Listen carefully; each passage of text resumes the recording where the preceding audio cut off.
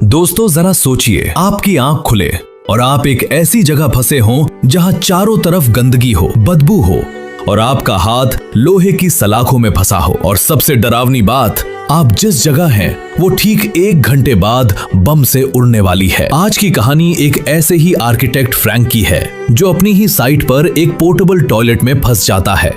लेकिन ये हादसा नहीं, एक मर्डर प्लान था। फिल्म की शुरुआत में फ्रैंक जब होश में आता है तो उसे भयंकर दर्द हो रहा था। उसने देखा कि उसका बायां हाथ टॉयलेट के हैंडल और लोहे की रॉड के बीच बुरी तरह फंसा हुआ है। वो हिल भी नहीं पा रहा था। उसने आसपास देखा तो पता चला कि वो कंस्ट्रक्शन साइट के एक टॉयलेट के अंदर बंद है। तभी उसकी नजर अपनी घड़ी पर पड़ती है। उसके पास सिर्फ कुछ मिनट बचे थे क्योंकि शाम को ये पूरी जगह डायनामाइट से उड़ा दी जाने वाली थी। उसे किसी भी हाल में बाहर निकलना था। फ्रैंक ने देखा कि उसका फोन नीचे गंदे टैंक में गिरा हुआ है। हाथ तो पहुंच नहीं सकता था। उसने अपनी जेब चेक की, वहां एक फोल्डिंग रूलर, नापने वाला इंची टेप था। उसने रूलर से फोन उठाने की कोशिश की लेकिन फोन फिसल रहा था। फ्रैंक ने दिमाग लगाया। उसने मुंह से च्युइंगम चबाया और रूलर के सिरे पर चिपका दिया। बड़ी मुश्किल से फोन चिपक कर ऊपर आया। लेकिन मुसीबत अभी खत्म नहीं हुई।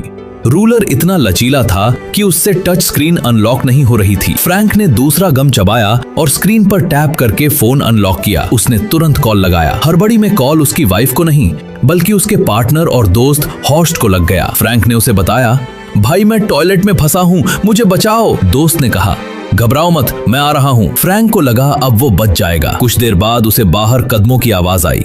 वो चिल्लाया, मैं यहाँ हूँ। लेकिन दरवाजा खुलने के बजाय ऊपर से अंधेरा छा गया। उसके दोस्त ने उसे निकालने के बजाय टॉयलेट के ऊपर एक भारी तारपोलिन डाल दिया और उसे रस्सियों से बांध दिया। फ्रैंक सन्न रह गया। वो समझ गया कि ये एक्सीडेंट नहीं था। उसका दोस्त उसे इस मलबे के साथ उड़ा देना चाहता था ताकि उसकी करप्शन की पोल न खुले। फ्रैंक ने दोबारा पुलिस को कॉल करने की कोशिश की लेकिन तभी नेटवर्क चला गया और हड़बड़ी में फोन दोबारा नीचे उस गंदे टैंक में गिर गया। अब फ्रैंक पूरी तरह अकेला था। फ्रैंक ने हार नहीं मानी।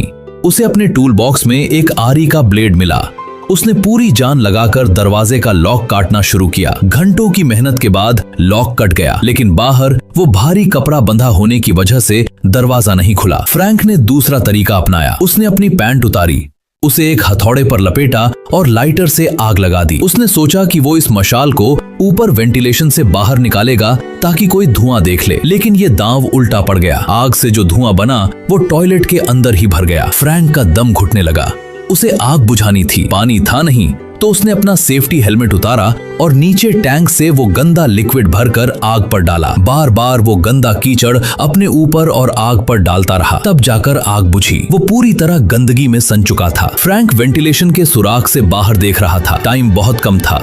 तभी उसे बाहर एक खरगोश दिखाई दिया। वो खरगोश ब्लास्ट करने वाले रिमोट कंट्रोल के पास घास खा रहा था। फ्रैंक को आइडिया आया। उसने अपनी जेब से एक गाजर निकाली और खरगोश की तरफ फेंकी, इस उम्मीद में कि खरगोश तार काट देगा। लेकिन खरगोश ने गाजर को इग्नोर कर दिया। फ्रैंक ने फिर एक लाइटर तोड़ा, उसका फ्यूल टॉयलेट पेपर पर डाला और एक आग का गोला बनाकर बाहर फेंका ताकि रिमोट जल जाए। लेकिन तेज हवा ने उसे बुझा दिया। अब सिर्फ 4 मिनट बचे थे। फ्रैंक ने अपनी आखिरी उम्मीद, अपना जूता निकाला और पूरी ताकत से रिमोट की तरफ फेंका। निशाना सटीक लगा।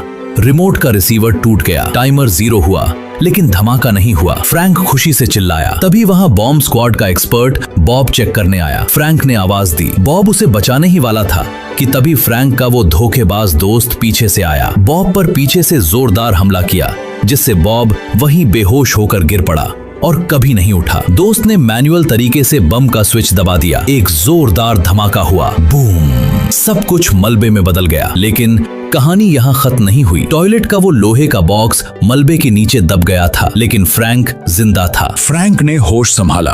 उसने अपनी हेडफोन की तार का इस्तेमाल करके नीचे गिरे फोन को वापस खींचा। फोन अभी भी चल रहा था। अब सबसे मुश्किल काम था अपना फंसा हुआ हाथ निकालना। फ्रैंक ने वहां पड़ी लिक्विड सोप उठाई और अपने हाथ और लोहे की रॉड पर डाली ताकि चिकनाई हो जाए। उसने अपने मुंह में एक रूलर दबाया ताकि दर्द से जीभ न कट जाए। उसने अपनी पूरी ताकत और हिम्मत जुटाई। ये पल बहुत मुश्किल था, लेकिन जिंदा रहने के लिए उसने किसी तरह अपने हाथ को मलबे से बाहर निकाल लिया। ये सीन रोंगटे खड़े करने वाला था। उसने देखा कि मलबे के बीच से एक पीली तार जा रही है, जो शायद दूसरे धमाके के लिए थी। फ्रैंक ने बिना देर किए उस तार को अपने दांतों से काट दिया। तभी फोन में नेटवर्क आ गया।